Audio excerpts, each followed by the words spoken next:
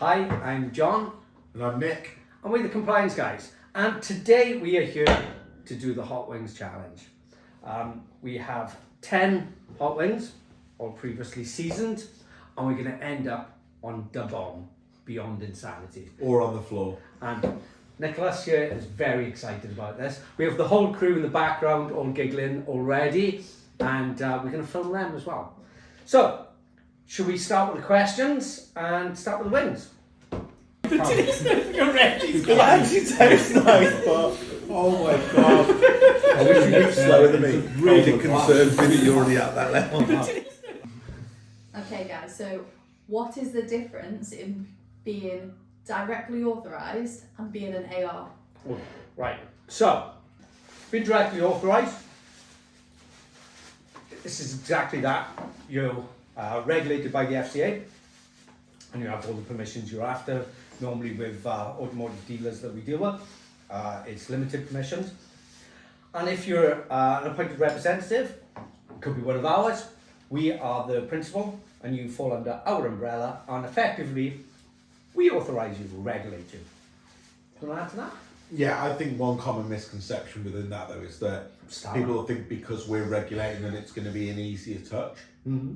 I think it's probably the other way around. The FCA will leave you alone to some degree if you're directly authorised, whereas when it's our risk, we need to make sure that the things are done right. I think the only caveat to that is that you're going to be able to communicate better with your principal firm, have a lot more hand-holding, friendlier approach than the FCA. But ultimately, you've got to do everything right. You should be doing everything right either way, but You should be. Are they? yeah. Compliance is practically impossible. Why should I bother? I think that's it. Do you know what? I'm getting a little bit of a burn. Are you getting a tiny No, little bit of a first one's burn? fine. No, I got a tiny little bit. High voice. I'm interested how everyone eats their chicken wings. I always pull one bone out, I'm sure you and do. then you can eat the last Good bone. at it for you. No, stop.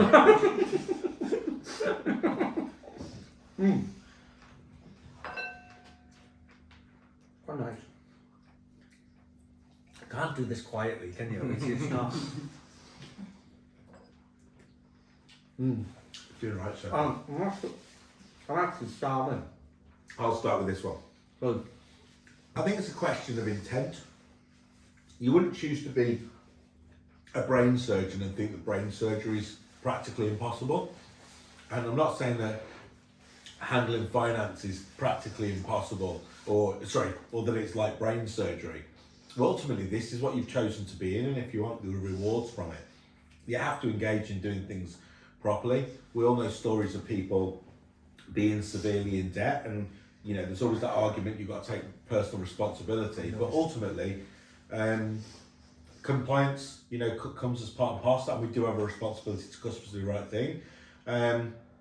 I think there's a difference though between you're looking at the FCA texts, which do seem practically impossible, and what actually needs to be done in reality, and that's why firms such as ourselves will help people to navigate it. I was going to suggest that they maybe get a compliance consultant involved, maybe such as ourselves. Plus as well, when you have stuff like classifier, our system and test drive, we do as much compliance in the background, so they don't have to. Yeah, again, like just like a mechanic, I love cars, but I wouldn't have a bloody clue what to do with most of it. I can change a wheel, and that's probably about it. I wouldn't know an alternator if I was pissing on one. Yeah. There we go. Next question. What a way to end the question. What is consumer duty and how can the compliance guys help me? Oh, that's a hell of a question. The consumer duty. Quite nice. I don't think these are very spicy, so No, it's building up. Oh. Quite a messy. I'm even going for water rather than milk. I'm not going on there. Number 4. Okay, so consumer duty, Well, John, how can we help? Well, it's the biggest change from the FCA's point of view since they started. It's not a tick box exercise, which a lot of car dealers think it is. It's not a one-off. it's something you're going to have to live, breathe, basically do it every day.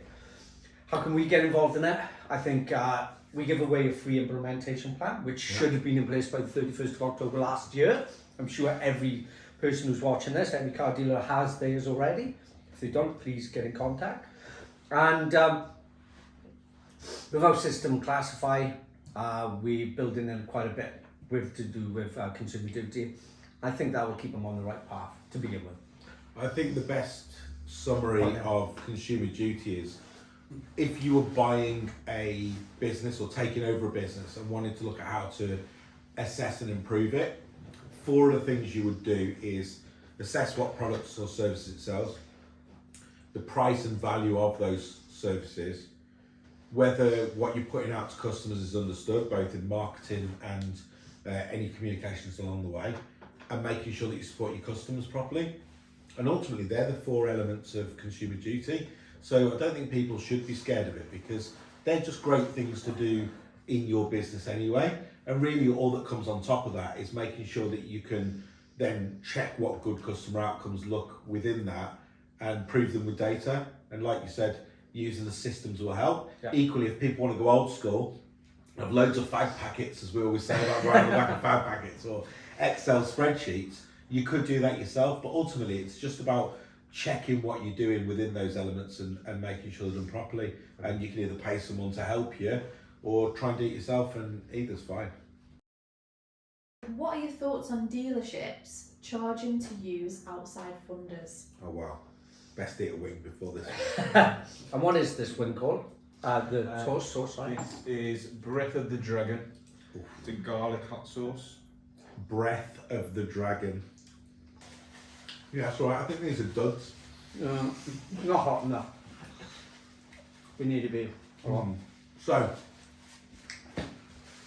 dealerships charge and choose outside funders. Well, it's something we get asked about a lot, especially brokers wanting to, obviously be able to fund people's cars. The FCA obviously don't outlaw it, otherwise people wouldn't be doing it. But there are some considerations, around. Well, let's first look at actually why people justify it. You've got to make sure that your funders are vetted. You know who they are, you know their processes, and that is a timely process. If it's the first time you've dealt with an outside finance company, there is some work to do there. And also, if they're not already on the panel, there may be some work involved as well as the compliance elements. So that's how they justify a fee, I think, or some just ban it. But when it comes to consumer duty and some of the cross-cutting rules around enabling customers to achieve their financial goals, avoiding foreseeable harm, I think when you're charging a customer quite a lot of money because they know they can get a better rate somewhere else and want to do that, I think it's going to be called into question. Absolutely. But ultimately, it's going to be up to the industry as a whole to decide what that looks like, instead of expecting sometimes the FCA to, just clamp down on each single activity. Yeah, I think consumer duty is going to change a lot of things regarding that anyway. But I just don't think you can overload dealers with too much admin for the sake of using every company, but it needs to be proportionate, doesn't it? Absolutely, yeah. Would you rather fight a horse-sized duck or 100 duck-sized horses? Whoa, you should be kicking this one. I'm having a bit more of this. This is quite nice. A bit more? No. 100 duck-sized horses. I don't know why. I just feel it could be a more kind of a fun battle to have. Is there anything fun about battling duck-sized horses? Everything about it is fun. See, I think the obvious answer is it's a horse-sized duck. Now, its big beak is going to be a problem, but you imagine 100 of anything running around your feet, doing little back kicks on you. What is that what they do? Horses, they buck, don't they, from the back? Yeah, but it's not going to come and headbutt it's you. a duck. No, Size. 100 duck-sized horses. Yeah, but they want to be little kicks. But loads of them. No, I'm going for the 100. You've only got to knock out one big duck. Yeah, but pretty. Yeah, but that's a big duck then, is it? So the duck Duck is the It's size a massive of duck, the size of a or horse, a little horse, right? or Okay. 100 horse-sized ducks. All right. No, Okay. duck-sized horses. So 100 No, I'm little going horses for the and one big horses, duck. the little horses. You horrible bastards. Um, Imagine kicking that. I wouldn't feel my bad God. about giving a swift left to a massive duck. But you imagine cute little horse. You're a But you're Shetland. not going to horse though. No. Well, But it's This is a same thing. freak of size an of it. animal. But Shetland ponies are cute. Now imagine a Shetland pony only this big and you're booting them all. I think the RSPCA are going to have something to say about Well, this. the question shouldn't have been asked, should it? It's put us in a compromising position. Next question, and next wing. I quite enjoyed that, even though that's a lot hotter. It was mild. I didn't think that was hot as such. It was warm. Casabella hot chili sauce. We haven't got Scoville levels on them, have we? I can't see a bloody thing. Schofield's levels. Oh, yeah. Let's not go there. Just Oh in case. god, this is spicy. As soon as it touched my tongue. Wow. No, don't. I want to go. I want to have the full effect. Oh my god, that's hot.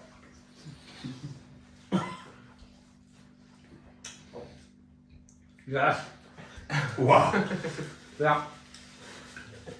That's what I would call an exponential curve of spiciness from the last one to that one. That's like a Bitcoin boom. It is. It's good. I quite like it. I thought I was doing well there. The only solace is I've only got 4 left. What was the question? FCA's stance on removing licences if you don't use it. Yeah. I'm hoping talking is going to like For me. put me off this, but For me, it's like, what does it matter?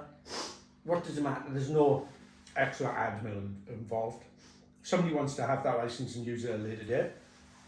It's a grower. It's definitely a grower. It's from the end of my tongue. And great local accent that one. thank you.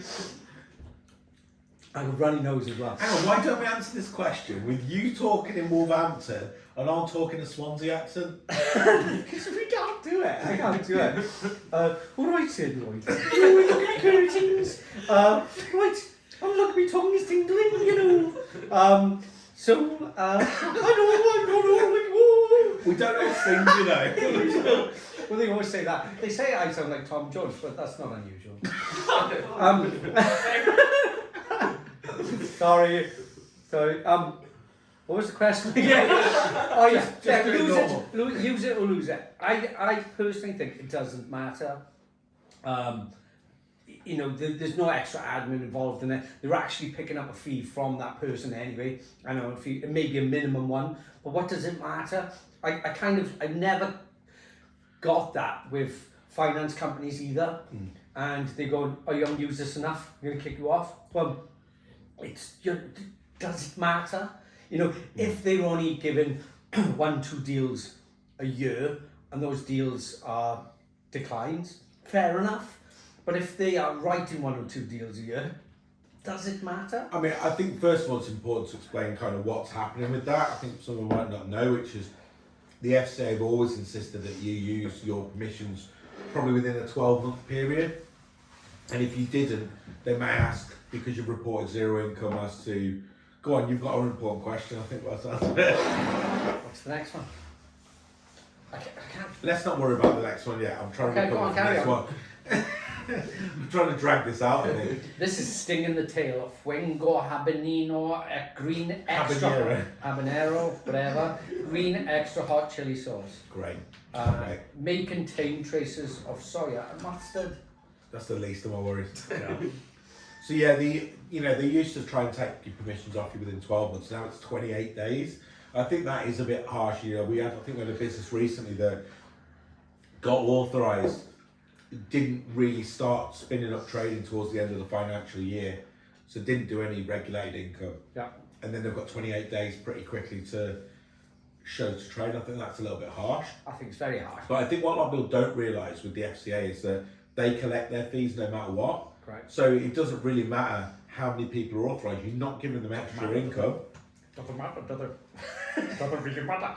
What's that from? Vic Reeves, isn't it? Doesn't matter, it doesn't really matter. I love when you do old references that no one knows. I am old, don't I? I am old. So they collect their fees regardless. So one extra firm is just more risk, and I think they want less people authorised. Definitely, I as that, agree with that. really. Look, I'm turning the Brian Ferry in my hair. There's another old reference. Yeah, they don't know who Brian Ferry is. Right, so we're going on to the next one, the sting in the tail.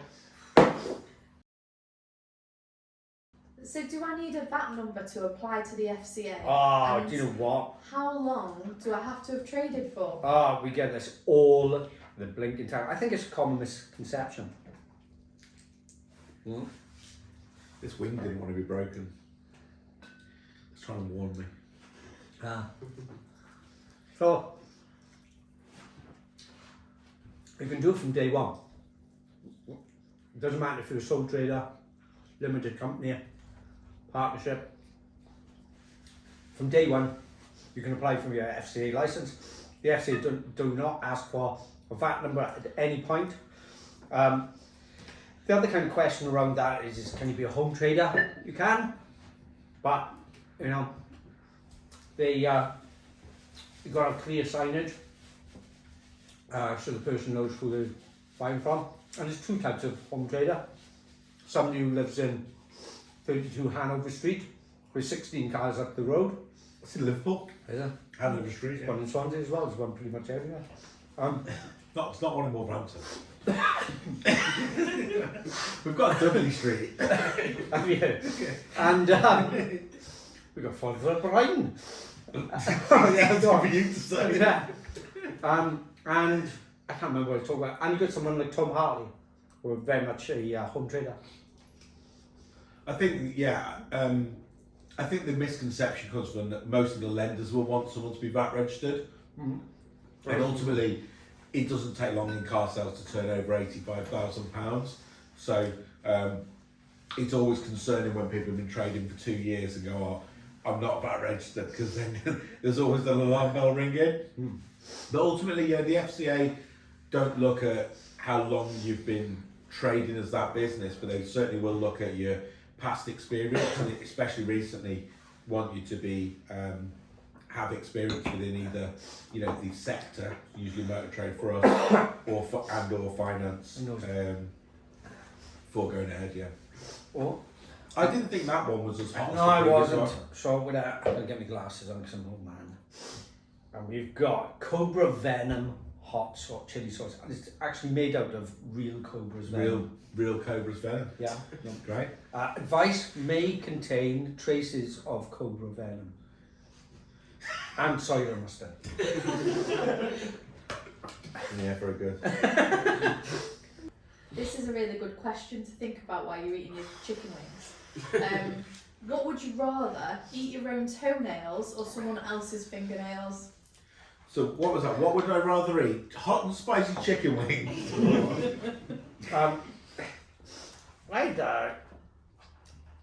It depends who the person was, really.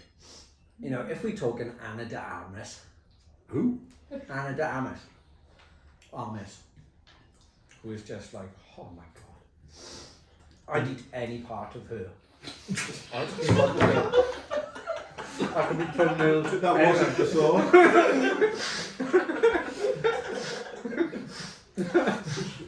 Wow. But if I eat his toenails or fingernails, no, I'm alright, Jack. My fingernails are nice and clean. I haven't got any. Bit no more. Due to the stress. I do not bite them. But I wouldn't eat my own toenails. No. It doesn't just depend on what the other person's fingernails are. It depends what your toenails are like, doesn't it, as well? I had a terrible habit of picking my toenail off. My pinky toenail. What's the next And, question? ripping it off. There's bleeding, there's blood everywhere. And I don't know why I do it. Well, I'm a little concerned that one wasn't as hot as number 7. Yeah. But we've only got 2 left. We've got 2 left. It's building up. Right, so what we got, what's number 9? Tears. This is Devil's tears. Devil's tears. Oh gosh. May contain Real devil's devil's. tears. Oh no, it's death tears. Oh, death Chipotle tears. lime flavour hot sauce. Oh, right, okay. So guys, how has the FCA's authorisation landscape changed since starting the compliance, guys? Just look at what my hairline is and how much grey hair John's got. That's all you need to know. Oh, well, how much agree that? My beard. What's your beard? Terrible. It's changed massively. We'll be frank. When we started the compliance guys, and before that even, the skill and service that we offered was realistically accuracy Yeah. as much as anything else. You know, filling the form in accurately, answering questions accurately, that kind of thing. And that's not the case. You know, people sometimes actually used to ask me, they'd say, can't I do this myself? And I'll be like, do you know what? Yeah, you can. Yeah. If you get something wrong, you might get stuck. If you get asked the FCA question, you might get it wrong. But ultimately, I think a lot of people did do it themselves and fill it in accurately, or they made a little mistake.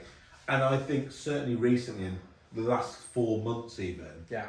to now go to, all right, we've already had DBS checks got to be done, so you've got to find a service to do that straight away. Financial projections, which even the accountants struggle with, so we have to give advice on what needs to be in there if we don't know the numbers. Every application asking for a business plan, vulnerable customers policy, complaints handling procedure. There's another one, Jade. What's the other one? Compliance monitoring plan. Compliance monitoring plan. How many people are going to pull those together? Again, you know, and it's completely different, you know, and if people say, yeah, they want to go off and do it somewhere else, or do it themselves, or try to do it. Well, the biggest thing is when they do try it themselves, the FCA say, this isn't correct, you need to withdraw this application. Well, and they also ask, are you using the consultant support in that? Correct. Yeah, I just don't think people could do it themselves anymore, and that's a shame in some ways. You know, I don't necessarily think it should be so complicated that you only need experts to do it. I think that's a bit of a problem. My personal opinion is that the FCA realised that they'd messed up by giving out too many applications, too many licenses. I think and now they're going back and saying, right, okay, we're going to make this tougher. We're going to make it, you know, from ongoing point of view. Brian Ferry hair. From an ongoing monitoring, you know, even just doing the annual returns, not doing them on time, you know, the small things like £250 per return if they're not done, firm details, etc. etc. They're just making it tougher, and they don't want as many people on licenses. That's a simple fact, and it shows a mile off. I think when I said before about you know, they don't get any more fees if there's more firms authorised, there's no doubt that they're making it more difficult to be authorised because they're going to collect their money anyway. Yeah. And I think they're trying to get industries to self-govern by using consumer duty, which is a great thing. You know, that should be the way it's done. But ultimately, they want that to be improved and then put less people in the pot. And the top and bottom of it is you've got to take it seriously now. Haven't you? Yeah, absolutely. You should have taken it seriously at the beginning. Yeah, but you do the people will do the minimum, and yeah, that's life, isn't it? Sorry, a bit of windy pops there. How does test drive work? Why do I need it, and how much is it? Right. Well, oh my fucking god. I wish you'd eat slower than me, because it concerns me that you're already at that level. It really does. Come, creeps up in here. Oh my god. Wow, that is real. It really grows. Really grows. Oh, it's when it hits the back of your throat. Yeah. Oh my god. I didn't actually mind the taste of your Reggie's. It actually tastes nice, but oh my god. I saw your lips and everything, and it goes really, wow, it goes really hot. So, test drive. How does test drive work, and why do I need it? Okay, so, test drives hadn't changed in 20 years. It's as simple as that. And what is it? You kind of, customer comes in, can I test drive that car there? You You go, yes sir, no problem. Go into the office, get a trade plate, plonk it on the dashboard. Plonk it on the dashboard. Can I have a spare key? Wave the customer goodbye. Off they go. And you go in the office and you pray for 45 minutes for the car's either coming back or coming back in one piece. That is amazingly hot, man. Wow. So, I'm glad you're talking. While everybody's been concentrating on the online journey, which is fine, but you know, look at Alex Chesterman and what's happened to the online journey there. What I noticed is that when I worked at a dealership while we were setting up the compliance guys, I was still doing about 50 test drives a month. People want to come, touch, feel the car. So, what do? We got the test drive app. Now, customer comes in, can I test drive that car? Certainly, sir. Have you got, God, windy pops. Have you got your driving license? Yes, sir. You scan the driving license, transfers all the information, that's name, address, date of birth, driving license number, onto either our system or the app. VRM check the car. So in 30 seconds, you got all the customer's details, all the car details. You timestamp everything. Mr. Customer, can I have your email address and your phone number, please? Burns are on here. Everywhere. It's easy. It's, no, I'm just trying to remember not to rub my eyes. Yeah, it kind of gives you a fuzzy head as well, doesn't it? Yeah. So then it's like, where was I? So you've got everything there. It then sends out an IDD, data protection policy, and a terms and conditions of the test drive. That's kind of it then. Oh yeah, if you then say to the customer, nice to have on it, please, I just want to verify that driving license now. You then get the national insurance number, and guess what? It verifies it, what points you got on the license, what are they for. So it verifies that deal right at the beginning. 90% of finance companies don't verify the license until the end, the payout stage. Therefore, you've wasted a lot of time. We've also got, at some point, facial recognition coming in, which will match up. And am I allowed to say what else we're doing? Or Yeah, not? but not who. Yeah, and we'll also have as well attached to that, there'll be eligibility and pre-approval on the end of it. So again, in 90 seconds to 2 minutes, you'll know who that person is, if the license is verified, what part of it. You can download as well for trends and stuff like that. When the car went out, what the car went out, who the customer was, what the email address, how long they went out for, etc., etc. And yeah, I think that's kind of it. I think what I love with it is when I was a car salesman back in the day, you'd get people on test drive and you knew that whether they liked the car was only the first part, and there was always that what if they can't afford it. It's certainly in their head.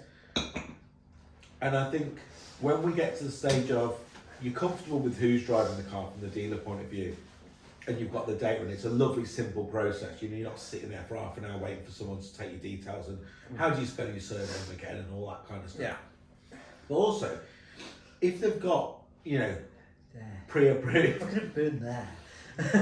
If they're pre-approved before they're even on test drive, you've now got a customer driving along going, I own this car. Correct. Yeah. Yeah. I can imagine. But that's it. I know I can afford it. There's no fear, you know, and that is really, really powerful. You know, they come back in and it's like, I love the car. Plus, as well, again, if they're using Classify our system, it's up to you. They come back in, I love the car. Let's go in the office. 80% of that deal is done. Yeah. 80%. Because car salesmen want to do what? One thing. Sell cars. Sell cars, and that's what we need to do. And that's it. That's our Hot Wings challenge. I'm glad I survived it. Yeah. I think my mouth's going to burn for several hours yet. But it was fun. I think so. I'm Do you glad know what? I've done that. I haven't pre-planned this, but it's apt. Things are always worse than you think they're going to be. And I've been building myself up to this for months. You've been nagging to do it again. That's going to be horrific. And it was as bad as I thought. That's the same with the FCA and the same with applications. So if you've thought about doing finance or thought about being compliant, get in touch. It's not going to be as bad as you think it's going to be. Oh, God. So cheesy. Almost like a and I promise I didn't. Yeah. Well done. That's a cut.